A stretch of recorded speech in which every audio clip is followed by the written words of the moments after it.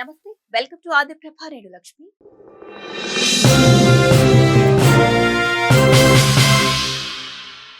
దేశంలో మరో ప్రమాదకరమైన చండీపుర వైరస్ కలకలం రేపుతోంది.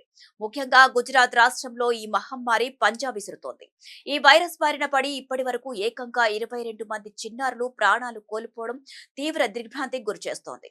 అంతేకాకుండా మరో 7 చిన్నారుల పరిస్థితి విషమంగా ఉండటంతో ఐసీయూలో ప్రాణాలతో పోరాటం చేస్తున్నారు. అసలు ఈ చండీపుర వైరస్ అంటే ఏంటి?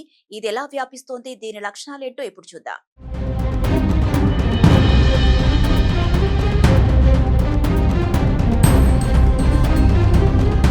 గుజరాత్ లో చండీపుర వైరస్ మరోసారి తీవ్ర భయాందోళనలు సృష్టిస్తోంది.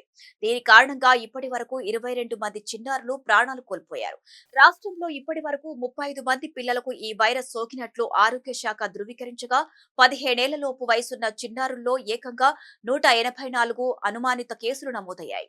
ఇందులో ఇంకా 11 నమూనాల పరీక్షల ఫలితాలు రావాల్సి ఉంది.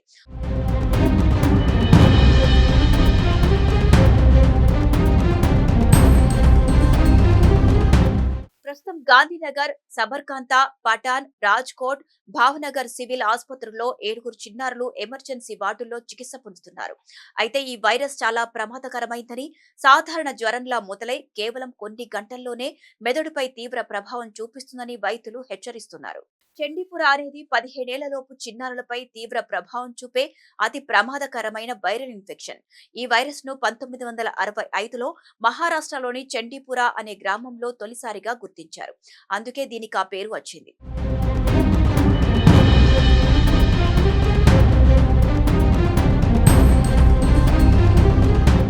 ఇది రాబ్డోవిరిడే కుటుంబానికి చెందిన ఆర్ఎన్ఏ రకానికి చెందిన వైరస్. ప్రధానంగా ఇసుక ఈగలు, మురికినీటిలో పెరిగే దోమలు, నల్లులు వంటి కీటకాలు కుట్టడం ద్వారానే ఇది వ్యాపిస్తోంది. అయితే ఈ వైరస్ మనుషుల నుంచి మనుషులకు నేరుగా వ్యాపించదు. కానీ ఈ మహమ్మారి సోకితే చిన్నారుల్లో తీవ్రమైన మెదడు వాపు సమస్య వస్తుంది. ఇన్ఫెక్షన్ లక్షణాలు చాలా వేగంగా బయటపడతాయి.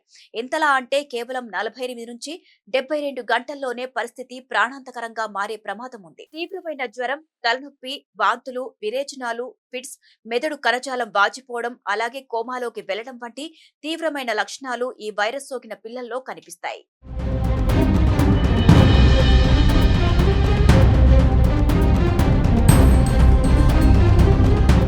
అయితే ఈ చండీపుర వైరస్ ను అడ్డుకోవడానికి ఇప్పటి వరకు ఎలాంటి యాంటీవైరల్ మందులు గాని, ప్రత్యేకమైన టీకా గాని అందుబాటులో లేకపోవడం ఆందోళన కలిగించే అంశం.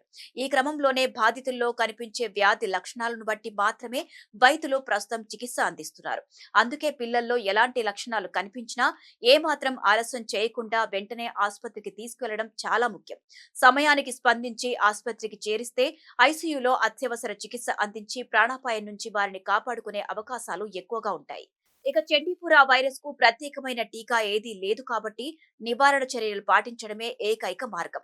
ఈ వైరస్ ను వ్యాప్తి చేసే ఇసుక ఈగలు కుట్టకుండా ముందస్తు జాగ్రత్తలు తీసుకోవాలి. పిల్లలకు ఒళ్లంతా కప్పేలా పూర్తి చేతుల బట్టలు వేయడం, ఇంట్లో దోమతెరలు వాడటం, ఇంటి పరిసరాలను ఎప్పటికప్పుడు శుభ్రంగా ఉంచుకోవడం చాలా అవసరం. నిజానికి ఈ చండీపుర వైరస్ చాలా అరుదుగా వచ్చినప్పటికీ ఒక్కసారి సోకితే మాత్రం చాలా వేగంగా విస్తరించి ప్రాణాలకే ప్రమాదంగా మారుతుంది. అందుకే పిల్లల్లో జ్వరం, వాంతులు వంటి సాధారణ లక్షణాలతో పాటు ఫిట్స్ లేదా మగత ఉండటం వంటి నాడీ సంబంధిత సమస్యలు కనిపిస్తే అస్సలు నిర్లక్ష్యం చేయకుండా వెంటనే డాక్టర్లను సంప్రదించాలి.